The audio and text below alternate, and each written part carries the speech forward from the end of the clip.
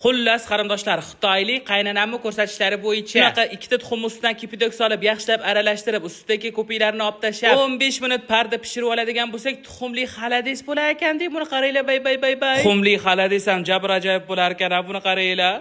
O'xsharmikan-a? Deb turib, Xitoylik qaynonamning retseptlari bo'yicha bitta idishga shunaqa ikkita tuxumni chaqib, ustidan kipitok soldim qarindoshlar. Mazasiga maza qo'shilishi uchun ustidan tuz soldim, murch soldim. Tuxumlarni yaxshilab aralashtirayotgan paytim bitta narsa xayolim keldi-da, nimaga tuxumni sariq emas, jigarli, damashli tuxum bo'lmagani uchunmi? Ustidagi ko'piklarni olib, tuxumli xaladesimizni 15 minut parda pishish uchun jo'natdim qarindoshlar va 15 minutdan keyin ochib qarasam, tuxumli xaladesimiz tayyor, mana shunaqa liqillab turibdi-yu. Ustidan soya so'us soldim. Sedana soldim. Voy, buni ajoyibligini. Keling endi buni birgalikda degustatsiya qilamiz. Rossiya ham qaynoq ekan qarindoshlar. Tuxumli xaladesi mazasi shunaqangi ajoyib bo'lar ekan. Obizatini uyda sinab ko'rmasanglar bo'lmaydi. Mazasi menga juda ham yoqdi. Bu videoni esa o'zbek qaynonangizga, dugonangizga demoqchi edim. Qo'lidan hech qanaqa ovqat qilish kelmaydigan dugonangizga jo'natib qo'yishingizdan chiqmasin, a? 2 dona tuxum qovurishni bilmaydi-yu, hatya shu tuxumdan shunaqa xalades qilishni o'rganib qo'ya qolsin. Bir kun kerak bo'ladi. Keyingi videolarda ko'rishguncha xayrdoshlar, xayr.